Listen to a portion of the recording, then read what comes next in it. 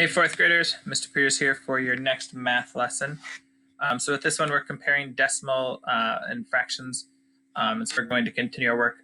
Just so you're aware, this lesson is one that would have a lot of hands-on activities within the classroom. And so I tweaked a little bit of it, trying to make it as user-friendly for you with your virtual learning. Some of the activities you still can do at home if you get creative with your supplies. So I'll share some of those moments along with you along the way. So one of the things that we would be working on today is an activity where we are putting fractions on the line. And so the way that it works is that we have these fractions cards, and each team would draw one of the cards, and then the team would have to put them on the line. And so you randomly draw them, and depending on where the fraction falls, it's worth a different point value. So for example, any fraction that is less than 4/10 would be worth 1 point. Okay. Any fraction that's from 4/10 to 6/10 would be worth 3 points. Any fraction that's from 61/100 to 9/10 would be worth 2 points.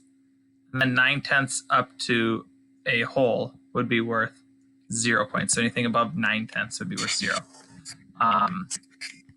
So for example here, 16/100 is obviously less than 4/10, so it's only worth 1. 50/100 is the same as 5/10 or a half, so that's right here in the middle. That's worth 3. 32/100 would be less than the 4/10, so that would be only worth 1. And then, for example, here 4/10, it's right in that spot there. That's worth 3 points. So I'm not worried about the points for our activity today, but I'm going to show you my thinking when I put some of the fractions on a number line here. So I've recreated what we would do in the classroom, and instead of having them up on the board for you to put on there, we're going to do it here on the Smart Notebook.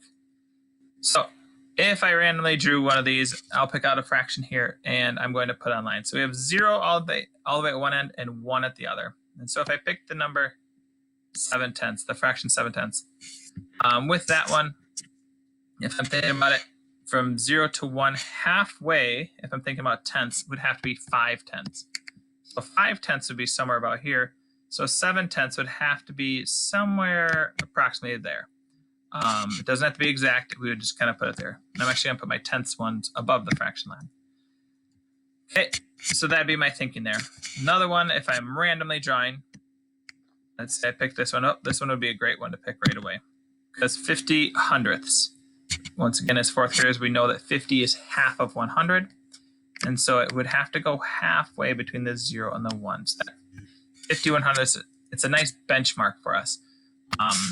Once again, we should always know if a fraction is greater than half or less than half.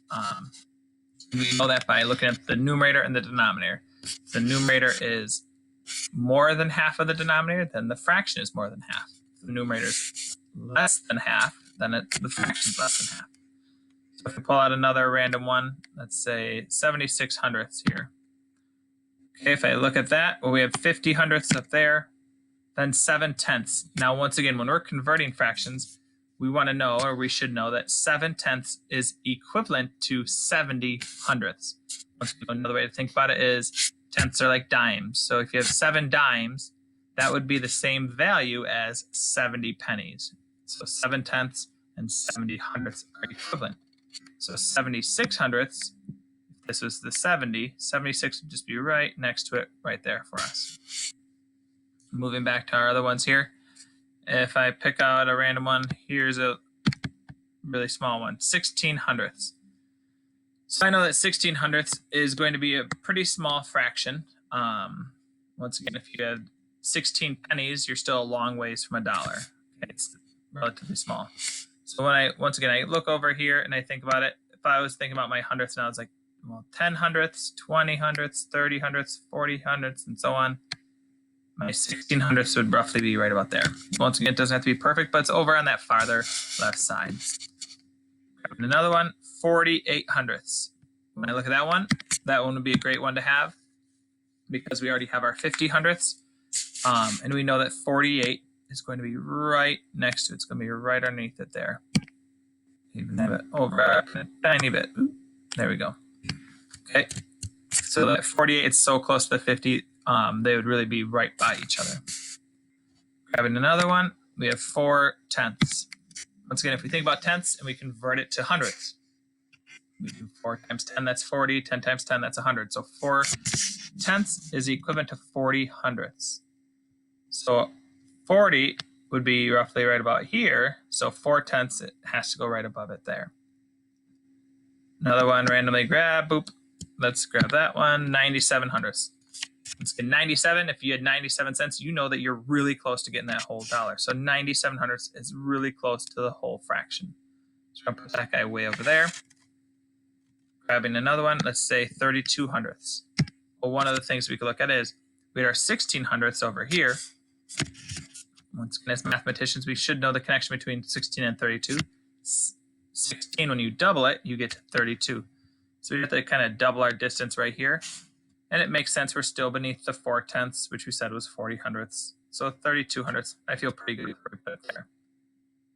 Then for our last two, 89 hundredths. Once again, if you have 89 cents, you're pretty close to the dollar. Not quite there yet. You're just under 90 cents or 90 hundredths. So it'd be somewhere about there. And then last but not least, we have our 20 hundredths. If we look at that, that would end up squeezing in right about there.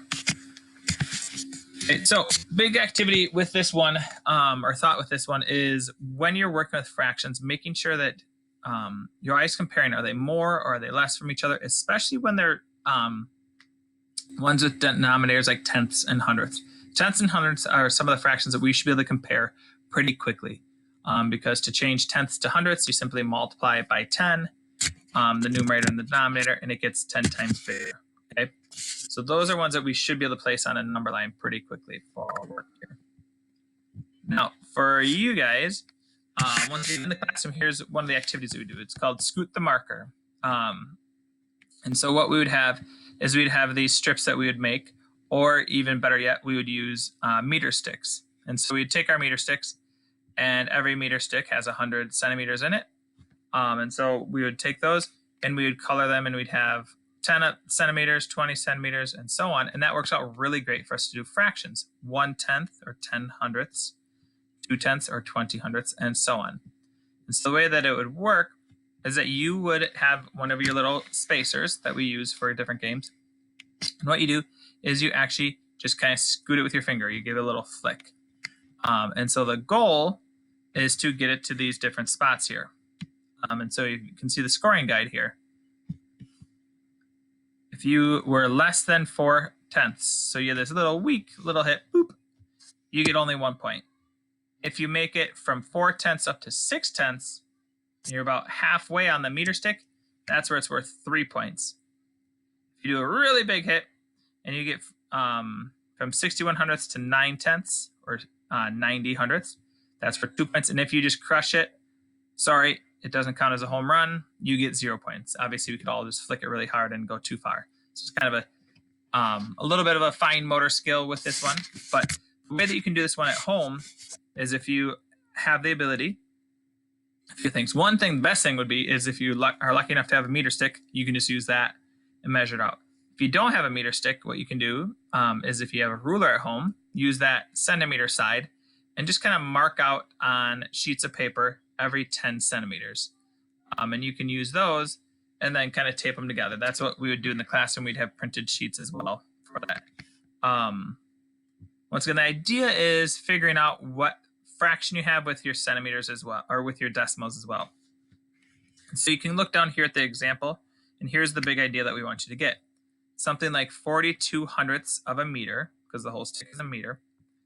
You would write it as a decimal with 42 hundredths, or 0.42.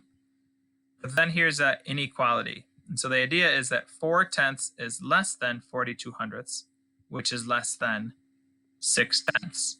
And so it's showing that 42 hundredths is in the middle, and then your point value. So if you're able to give this a shot, we definitely would encourage you to do it. Or at the very least, make your own little fraction cards and just draw out a line, or have somebody make fraction cards for you, and then you put them out on a line. Those would be great activities for you. Nice show your thinking. In your student book, here is the sheet that you could use for keeping track of your scores. So that's on page 270. So if you are able to make this, definitely encourage it. Or even if you just picked out random fractions just to show the inequalities with work, that would be another option in this time to really practice your math skills with it. And last but not least, we're going to continue showing our thinking with fractions here and putting them on our number line. And then also using a grid to fill in the fraction as well. So right here, you need to find out where the A is pointing. So you'd want to zoom in nice and close and see where that is. Write your fraction there. Same idea here. As it says, use tenths if you can, hundredths when you must. Once you've done that, you're going to take the fractions from up here and you're going to transfer them down here to make a new fraction and decimal, and then also put it on the grid here to show your thinking as well. Same idea on problem number 3. And then on 4, why can you write two different decimal fractions and decimal numbers for grid A and only one for each for grid B in problem 3 above? So think about that. Why were we able to do different ones for this? Why could we do a tenth and a hundredth? One on this one, we could only do a hundredth. Why is that? So 10 and 9. All right, good luck, 4th graders. I hope you guys are having a great week here. The weather's getting really nice, and I hope you're getting some fresh air and enjoying some time with your family and friends. Miss you guys. Have a great week.